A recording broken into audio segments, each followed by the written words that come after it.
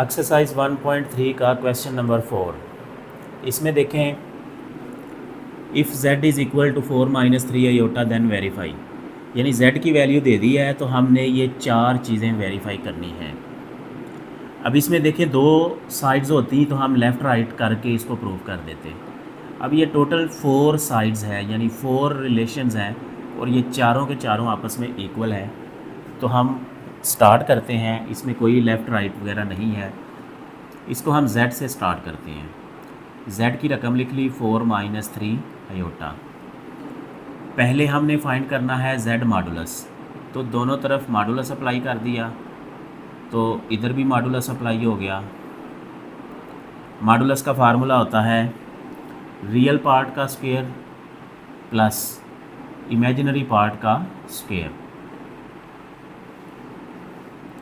4 का स्क्वायर 16, 4 × 4, और ये माइनस स्क्वायर की वजह से प्लस हो गया, और 3 का स्क्वायर 9। ये हो जाएगा 25 स्क्वायर रूट, और इसका आंसर आ जाएगा 5।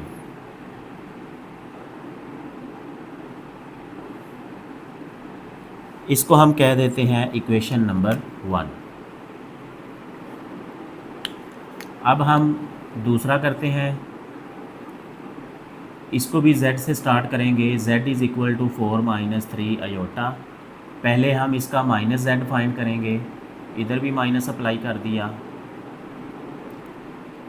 -z इज़ इक्वल टू, अब माइनस की वजह से ये सिंबल चेंज हो गए, -4 + 3 आयोटा।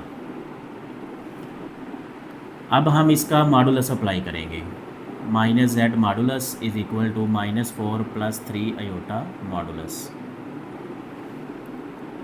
अब इसका मॉडुलस फार्मूला लिखेंगे रियल पार्ट का स्क्वायर प्लस इमेजिनरी पार्ट का स्क्वायर और square root. Minus square plus हो जाएगा, 4 का स्क्वायर 16, 3 का स्क्वायर 9, 25 स्क्वायर रूट, और नीचे आ जाएगा 5। इसे हमने इक्वेशन नंबर 2 का नाम दे दिया। अब हम तीसरी चीज़ फाइंड करते हैं, ये भी z से स्टार्ट होगी। ये सारा काम आपने ऊपर नीचे करना है, मेरे पास जगह कम है इसलिए मैं लेफ़्ट राइट पे कर रहा हूँ। z की रकम है 4 - 3 आयोटा।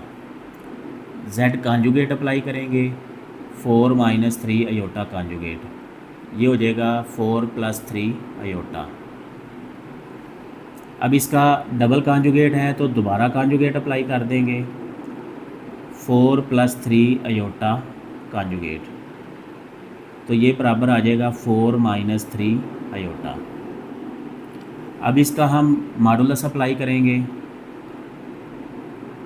4 - 3 iota modulus. मॉडुलस का फार्मूला होता है रियल पार्ट का स्क्वायर प्लस इमेजिनरी पार्ट का स्क्वायर और सारे का स्क्वायर रूट। ये 16 और ये 9 square root, 25 square root is equal to 5। ये आ गया इसका आंसर। अब हम लास्ट वाला पार्ट करते हैं, इसको भी z से स्टार्ट करेंगे, 4 - 3 आयोटा। पहले हम इसका z कॉन्जुगेट फाइंड करेंगे जो इसके ऊपर है। z conjugate is equal to 4 - 3 iota conjugate, ये हो जाएगा 4 + 3 आयोटा। अब इसका माइनस फाइंड करेंगे, -z conjugate is equal to minus into 4 + 3 iota, ये हो जाएगा -4 - 3 आयोटा। अब हम इसका मॉडुलस अप्लाई करेंगे, -z conjugate modulus is equal to -4 - 3 iota modulus. अब मॉडुलस का फार्मूला आपको बताया है रियल पार्ट का स्क्वायर प्लस इमेजिनरी पार्ट का स्क्वायर और सारी रकम का स्क्वायर रूट। ये हो जाएगा 16, ये हो जाएगा 9 square root, 25 square root is equal to 5। ये है -z कॉन्जुगेट और इसका मॉडुलस। इसको हमने इक्वेशन 3 का नाम दे दिया, इसको हमने इक्वेशन 4 का नाम दे दिया। अब देखिए इक्वेशन 1 का आंसर, इक्वेशन 2 का आंसर, इक्वेशन 3 का आंसर, इक्वेशन 4 का आंसर, ये चारों आंसर इक्वल आ रहे हैं। तो यहाँ हम लिखेंगे फ्रॉम इक्वेशंस 1 2 3 4, यानी इन चारों इक्वेशंस को देखते हुए। तो इसका मतलब है कि ये चारों रकमें आपस में इक्वल है। तो ये हम इसके नीचे लिख देंगे, z modulus is equal to minus z modulus is equal to z double conjugate modulus is equal to minus z conjugate modulus, hence proved. तो ये क्वेश्चन हमारा प्रूव हो गया।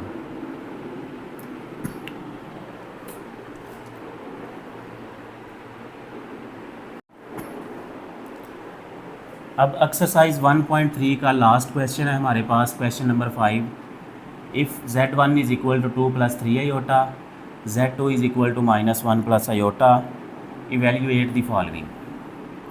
यानी हमारे पास z1 z2 हैं, तो इन दोनों की वैल्यूज़ फाइंड करेंगे। तो ये सोल्यूशन है, प्रूफ वाला नहीं है, इसलिए हमने यहाँ पे सोल्यूशन लिखा। तो अब इसको सॉल्व करते हैं। हमें z1 मल्टीप्लाई z2 चाहिए, तो हम z1 मल्टीप्लाई z2 ये फाइंड कर लेते हैं। z1 की रकम है 2 प्लस 3 आयोटा, z2 की रकम है -1 प्लस आयोटा। इन दोनों को हम मल्टीप्लाई करेंगे। पहले नंबर को पहले नंबर से मल्टीप्लाई किया, -2 हो गया। फिर रियल पार्ट को इमेजिनरी से मल्टीप्लाई किया, +2 आयोटा हो गया। फिर इमेजिनरी को रियल से किया, -3 आयोटा हो गया। फिर इमेजिनरी को इमेजिनरी से मल्टीप्लाई किया, +3 आयोटा स्क्वायर हो गया। अब ये देखें, -3 आयोटा +2 आयोटा, बड़ी रकम में से छोटी माइनस कर दें और बड़ी रकम का सिंबल लिख लें। और जब 1 कोफिशिएंट आता है तो उसे हम नहीं लिखते। यहाँ आएगा माइनस आयोटा, +3 आयोटा स्क्वायर जो है वो -1 के इक्वल है, -2 माइनस आयोटा। अब ये प्लस माइनस मल्टीप्लाई हो के -3 हो गया, ये दोनों इकट्ठे हो गए, -5 माइनस आयोटा। तो इधर है हमारे पास z1 मल्टीप्लाई z2। अब इसी रकम से हम ये दो आंसर फाइंड करेंगे। हमारे पास सिंप्लीफाई होके एक कॉम्प्लेक्स नंबर आ गया है। तो पहले हम लिखते हैं RE इंटू Z1 Z2, यानी ये जो हमारे पास आंसर आया है, RE का मतलब है रियल, इसकी फुल फॉर्म है रियल पार्ट, यानी इसमें से जो रियल पार्ट है वो हमने लिखना है। तो रियल पार्ट है हमारे पास -5 और पार्ट 2 है IM का मतलब है इमेजिनरी। तो इसकी भी मैं फुल फॉर्म लिख देता हूँ, इमेजिनरी पार्ट।